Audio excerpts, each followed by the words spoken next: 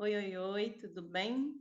Quero começar aqui hoje falando sobre um livro, esse livro aqui, O Mito da Caverna de Platão. O que é esse livro, Vanusa? Eu vou ler o livro e depois eu explico. Por quê? A gente precisa entender o contexto do livro para eu conseguir trazer esse assunto aqui para você. Vou compartilhar aqui para eu poder conseguir ler. Vocês conseguem ler junto comigo, né? Platão, ele viveu a... Deixa eu ler aqui, gente, no livro, que aí eu explico melhor, né? Platão, ele viveu antes de Cristo, né? Seu verdadeiro nome era Aristócles. Viveu aproximadamente entre 427 e 347 a.C. Da linhagem ilustre e membro de uma rica família da Messênia, descendente de Codro e de Solon, usufruiu da educação e das facilidades que o dinheiro e o prestígio de uma respeitada família aristocrática propiciavam. Seu interesse pela filosofia, ou seja, Platão era um filósofo, né? Vou pôr meu livro aqui para ficar olhando mais para vocês, tá? É, vamos lá, onde que eu parei? Seu interesse pela filosofia se manifestou cedo e tudo indica que foi motivado particularmente por Heráclito, de Éfeso, chamado de O Obscuro, que floresceu pelo fim do século 6 a.C. É bastante provável que durante toda a juventude e até os 42 anos tenham se enfronhado profundamente no pensamento pré-socrático, sendo discípulo de Heráclito, Crátilo, Euclides de Megara, por meio de quem conheceu as ideias da Parmênides de Eleia e muito especialmente na filosofia da escola itálica. Entretanto, é inegável que o encontro com Sócrates, sua antítese socioeconômica, Sócrates de Atenas, pertencia a uma família modesta de artesão. Na efervescência cultural de então, representou o clímax de seu aprendizado, adicionando os ingredientes definitivos ao candinho do qual emergiria o corpo de pensamentos independentemente original de um filósofo, que ao lado de Aristóteles jamais deixou de iluminar a humanidade ao longo de quase 24 séculos. Em 385 a.C., Platão, apoiado inclusive financeiramente pelos amigos, estabeleceu sua própria escola no Horto de Academos, para onde começam a fluir os intelectos mais brilhantes e promissores da Grécia, entre eles Aristóteles de Estagira, que chegou a Atenas em 367, com 18 anos. Platão morreu aos anos 80 a 81 a.C., aliás, aos 80 e 81 anos, no ano de 347 a.C., serenamente, quase que em continuidade a um sono tranquilo. Todo mundo sonha em morrer assim, né, gente? E Sócrates, por que que Platão aprendeu com Sócrates e a gente não tem muita coisa escrita de Sócrates, né? Sócrates, ele era muito humilde, mas ele era um filósofo que ele ia para a praça e pregava ali, né? Então, Platão, mesmo sendo da burguesia lá, não sei como que se fala, mesmo sendo rico, que eu poderia dizer hoje, né?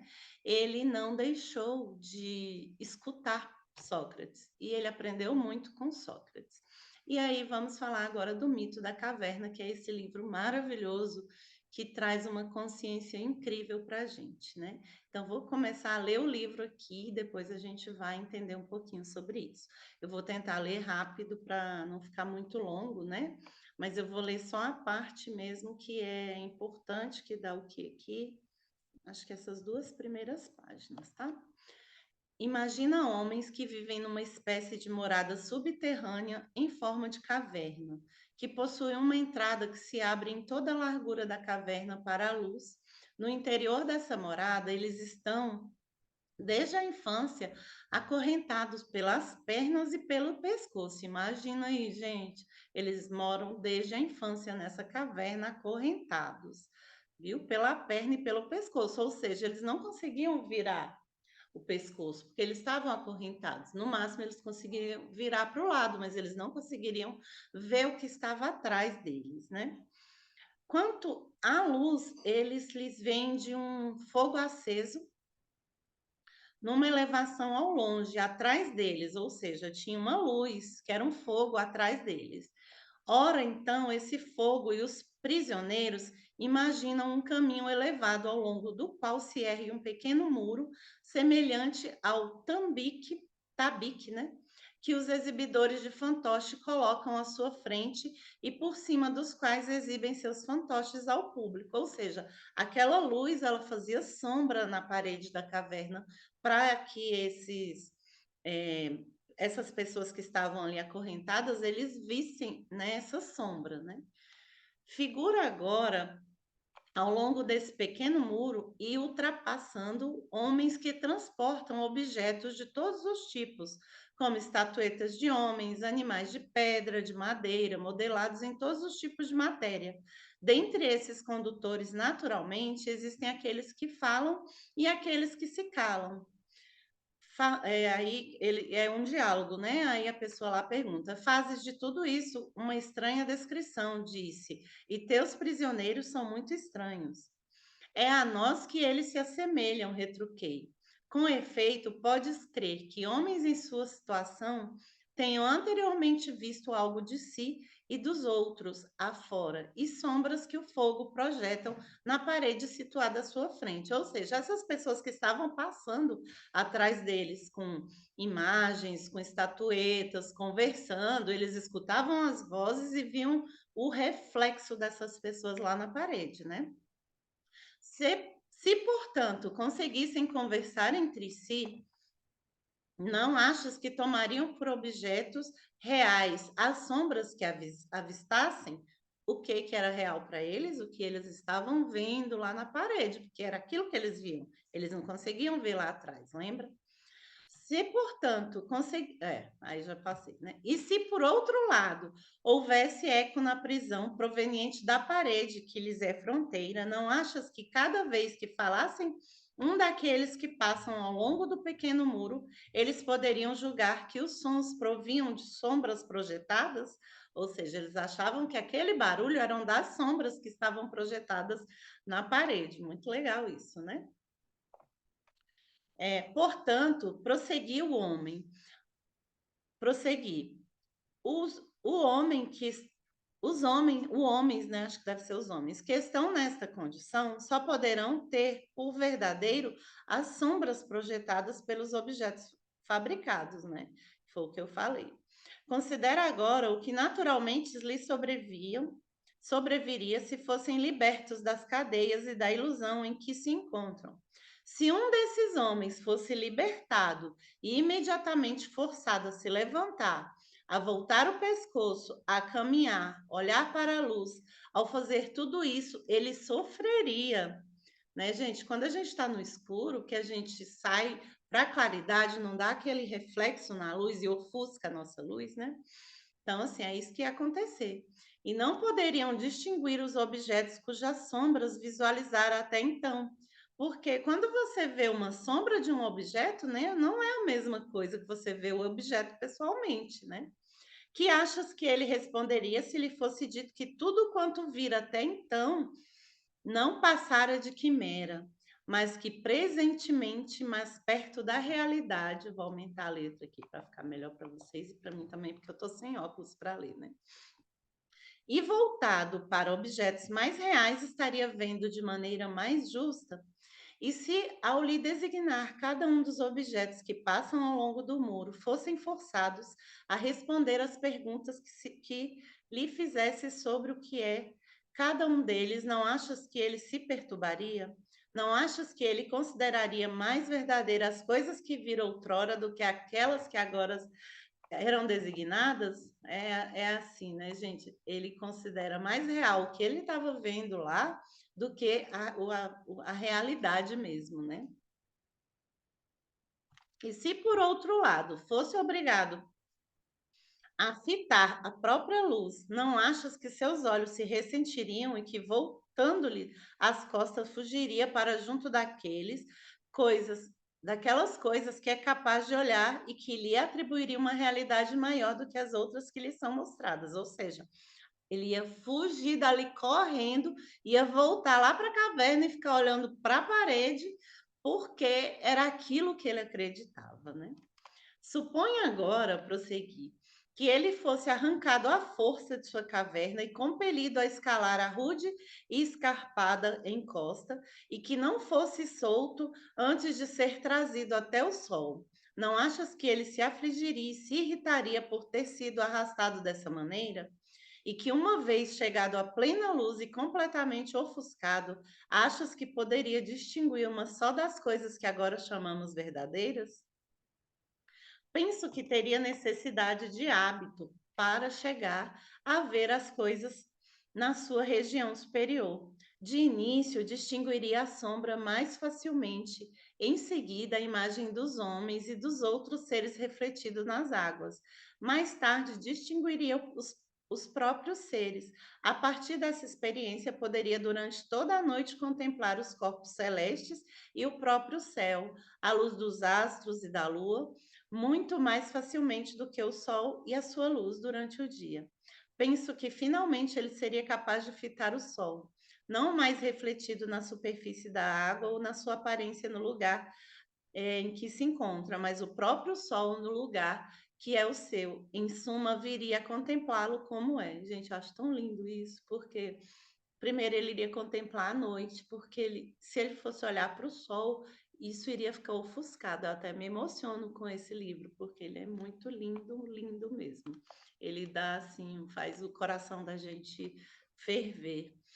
Penso que finalmente ele seria capaz de fitar o sol. Ah, tá, já li essa parte.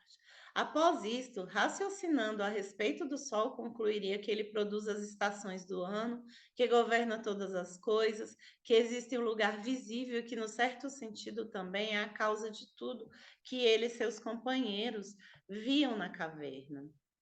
Ora, não achas que, ao se lembrar de sua primeira morada da sabedoria que lá se processa e dos seus amigos companheiros de prisão, ele não se rejubilaria com a mudança e lastimaria por esses últimos? Ou seja, ele iria se preocupar com os amigos dele que ficaram lá na caverna, né? Então ele iria se lastimar por isso.